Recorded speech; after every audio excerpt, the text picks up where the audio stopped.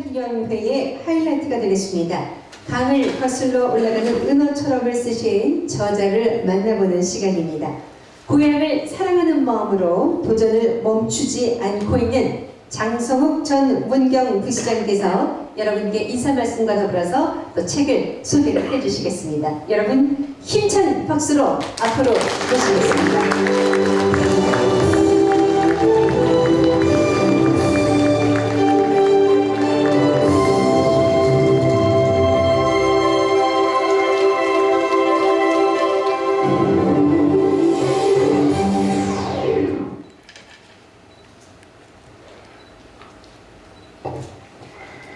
예, 오늘 참석해주신 분들께 진심으로 감사를 드립니다. 특히 눈길에 멀리 오늘 이 한두 시간 행사 때문에 왕복 10시간을 허비하면서 와주신 우리 서울의 많은 분들, 그리고 대구시 또 포항의 많은 분들께 진심으로 눈물겹도록 감사의 말씀을 드립니다.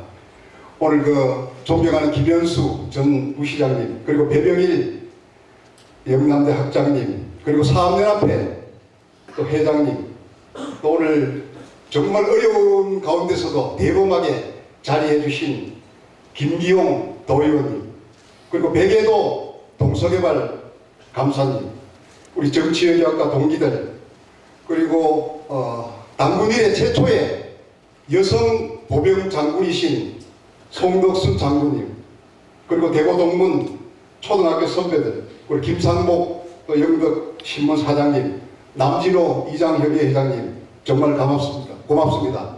그리고 축하의 뜻을 전해주신 강석호 의원님, 이완영 의원님, 강을 의원님께도 진심으로 감사를 드립니다. 제가 자전 에세이라고 해서 강을 거슬러 올라가는 은어처럼 이렇게 책을 냈습니다만 사실 좀 부끄럽습니다. 제가 그렇게 내세울 만한 자랑거리가 있는 것도 아니고 또 성공보다는 좀 실패가 더 많았습니다. 그리고 아쉬움과 후회가 많은 그런 생이었습니다. 그래서 저 인생은 어떤 의미에서 어머니가 우유를 바꾸는 것과 같은, 특히 제 학창시절은 그런 생각을 많이 했습니다.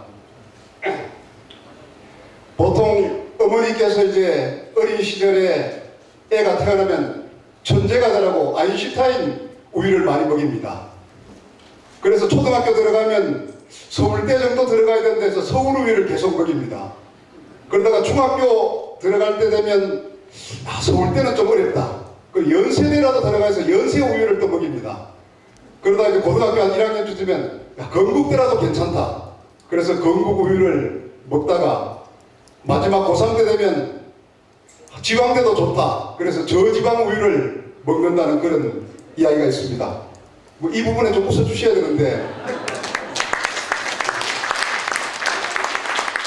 감사합니다. 웃음 뒤에 박수로 하답해 주신 걸로 알겠습니다.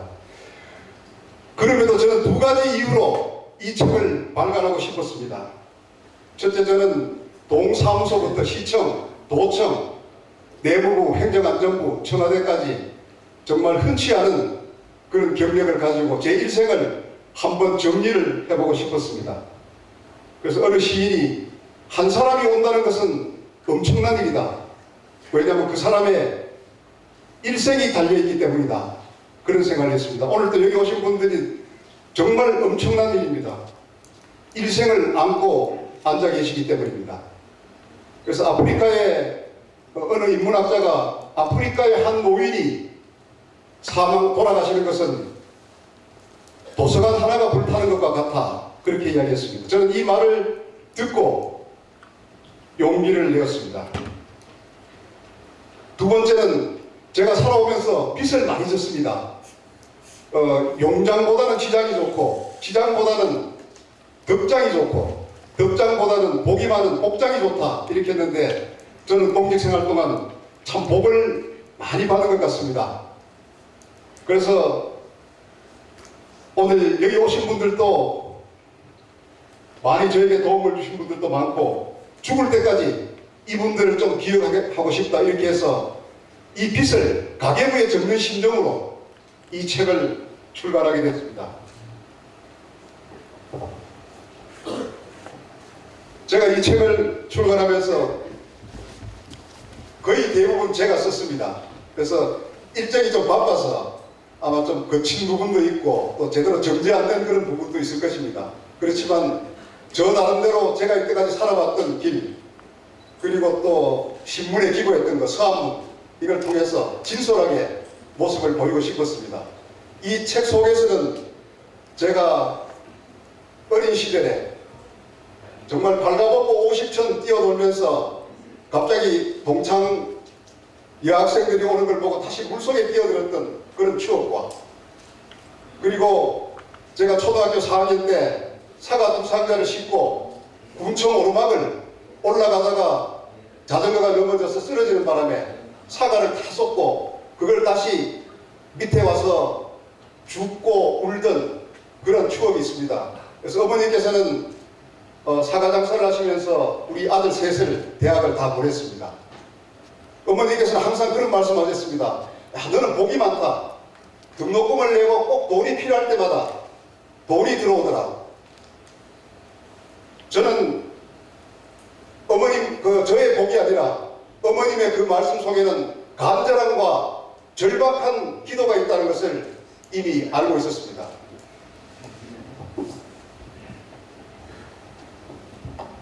저는 은어를 닮았다는 생각을 많이 했습니다.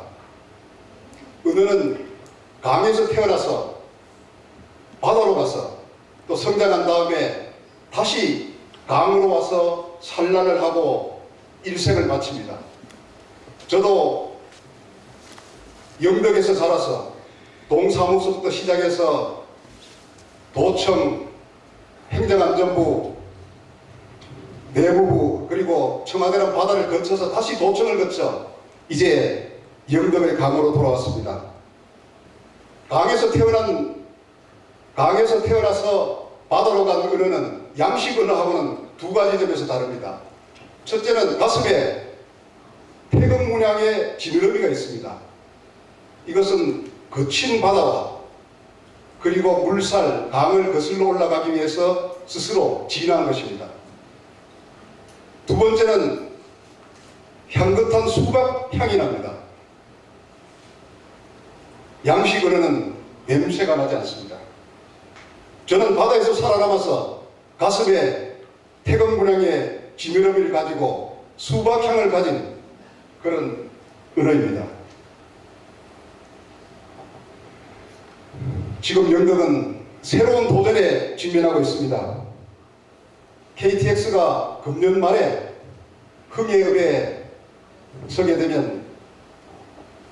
되면 2시간 반 만에 수도권에서 영덕으로 올 수가 있습니다. 그리고 동서육축도로가 영덕에서 상주간 되면 2시간 반 만에 다시 올 수가 있습니다. 지금 동해안 철도 공사를 하고 있고 영덕과 울릉도 간 백길도 추진되고 있습니다. 해방 이후에 철도가 없던 유일한 지역에서 이제 고속도로, 기찻길, 백길이 한꺼번에 열립니다. 정신 바짝 차려야 됩니다. 도약할 때 도약하지 못하면 영원히 납부되고 맙니다. 종전에 낡고 우물한 깨구리 행정 시스템으로는 절대 안 됩니다. 그래서 영덕의 행정과 교육과 문화, 관광, 복지 등 새로운 틀을 뜯어고치려면 넓은 시야와 풍부한 행정 경험을 가진 행정 경험이 필요합니다. 저는 행정안전부와 청와대에서 우리나라를 리드하는 최고의 엘리트에게 행정을 배우고 함께 수행했습니다. 행정의 달인이라고 하는 김관영 도지사님 밑에서 일을 배웠습니다.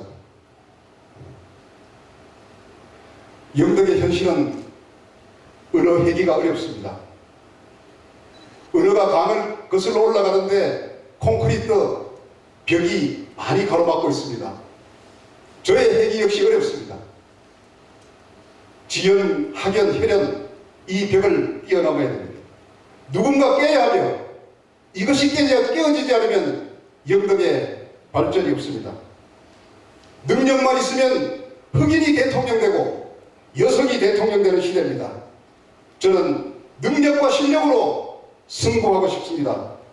누가 과거가 아닌 미래를 이야기하고 있는지, 누가 영덕을 잘 살게 하고 더 행복하게 할 수 있는지로 승부하고 싶습니다. 저는 이것이 역사에 승리하는 길이라고 굳게 믿고 있습니다.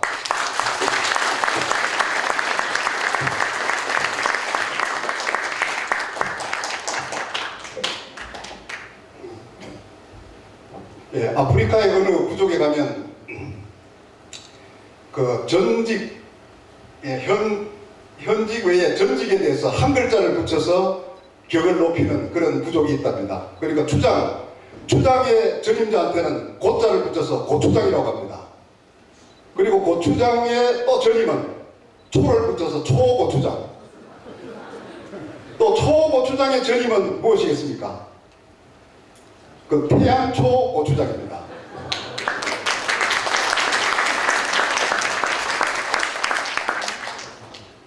예, 저는 짧지만 문경시장을 해보았습니다. 문경시장의 권한과 영예를 알고 있습니다. 욕심이 없습니다. 제가 가지고 있는 욕심 하나는 저의 행정 경험과 인맥을 활용해서 영덕의 지도를 완전히 새로 바꾸는 것입니다. 시시하게 바꾸지 않겠습니다. 완전히 확 바꾸겠습니다.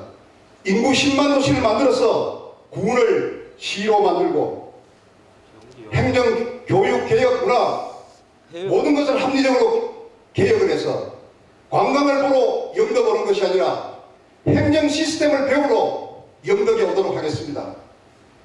어떤 분은 그걸 어떻게 바꾸느냐, 자신이 있느냐 이렇게 묻습니다. 저는 문경시장 하던 시절 국군체육부대를 유치해서 3,000명을 인구를 증가시키는데 기여를 한 적이 있습니다.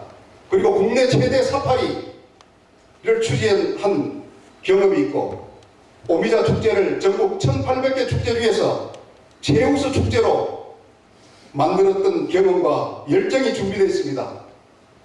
아버지가 돌아가시고 어머니가 돌아가실 곳, 제가 묻힐 곳을 위해서 마지막 꿈을 펼치겠습니다.